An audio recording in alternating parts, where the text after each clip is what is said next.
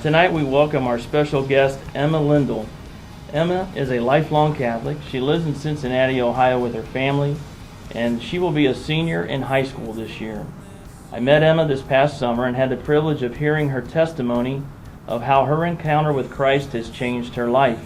Emma was part of the LEAD program at the Franciscan Youth Conference number 4 this past July in Steubenville, and she has just returned from World Youth Day in Madrid, Spain. Emma, welcome to Crossroads. Thank you, Mark. Yes, I did. And you went to grade school? Yes, I went to Catholic grade school and then on to Catholic high school. And at the beginning of my life, prayer, a really unique, deepened faith with God wasn't really there. I've grown up Catholic along with my family, and we've gone to church on Sundays and prayed before dinner, but I didn't have that relationship all of my life. And it was when I was in the 3rd grade that my dad actually converted to Catholicism. And though I didn't see the automatic changes then, that was kind of the start for not only myself but my whole family, kind of our journey. Going into junior high was kind of that beginning of the questioning time. Who am I? What am I doing? What am I supposed to do?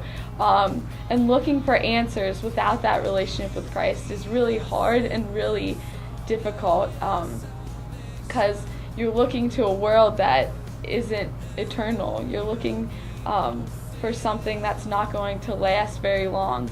And so I kind of fell just into the easy answers of kind of the popularity, trying to look good for everyone else, taking hours to get ready to go out on the weekends, a huge concentration on boys, and what I was seeking was just so on the surface. I had no idea who I was, but I thought I could paint a good picture for everyone else.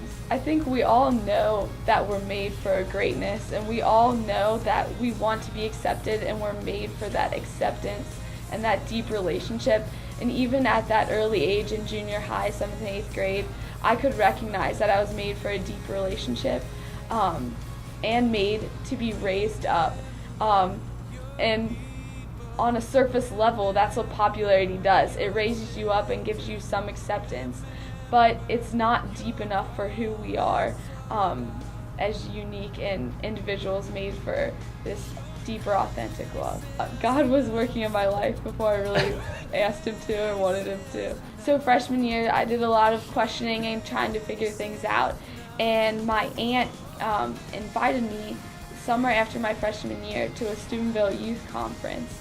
And my aunt's really nice, and I'm good with people, and I had no idea what I was in for, but I ended up going to a Steubenville youth conference at Franciscan University, and that's kind of where it all started. I think that after my conversion at Franciscan, really falling in love with the Eucharist and having this passion and desire that I knew where it could be fulfilled in Jesus now, and coming home and now my friends still thinking I was that other person, or and even my family, that was really hard. But I think that the Holy Spirit gives us such a passion and love for Jesus if we ask for it, and that no matter what, that should give us dependence even when it seems like we're being isolated by the rest of the world. And that joy that comes from knowing your dependence on him will attract those people that aren't there yet. On Saturday night, when they exposed the Eucharist and we had adoration, that there was just a huge transformation in my life. It must have been people praying for me or whatever throughout my entire life, that God really came into my heart and asked me to change. I had been, and I think it had been the vulnerable state I was in the past year, that I was just ready for an answer. So I was ready for him. You talked about that vulnerability and his humility, and what filled that gap? Meeting someone that knew me better than I knew myself.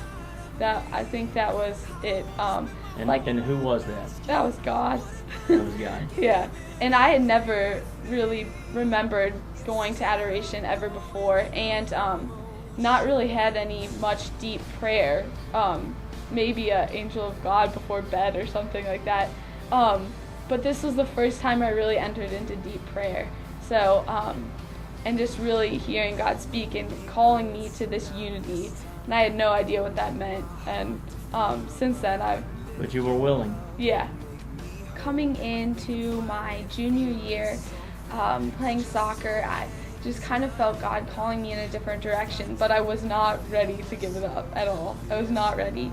And kind of towards the end of my junior year, or sophomore year, coming into the end of my sophomore year, I just really felt this strong calling, and then this opportunity to go to World Youth Day came up through my youth minister, and I was like, I can't do that, I can't afford it, it's the weekend soccer tryouts, like, I can't do it. And then my Spanish teacher randomly came up to me the following week and was like, I have this awesome babysitting job for you, and she pays awesome, and I just really think you'd be good for the kids.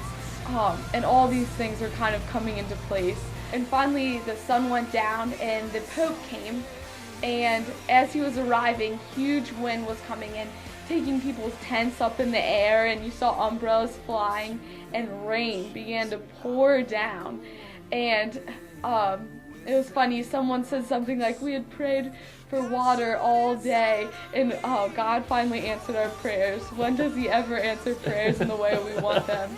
So you're getting poured on it this whole time. Yeah. And you had told me earlier that there were even some people that were up dancing. Oh yeah, who were dancing around, chanting cheers to the Pope, and it was really awesome. And as the Pope finally kind of cut his homily short and got ready for adoration, and right as we hit adoration and exposition, the rain slowly stopped, and you saw all these 2 million people on their knees in the what was pouring rain, now puddles, in silence in front of the Blessed Sacrament.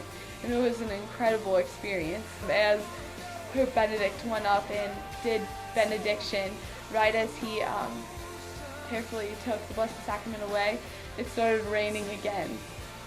And it was just incredible. That's awesome. Like the only thing you could do was laugh. So.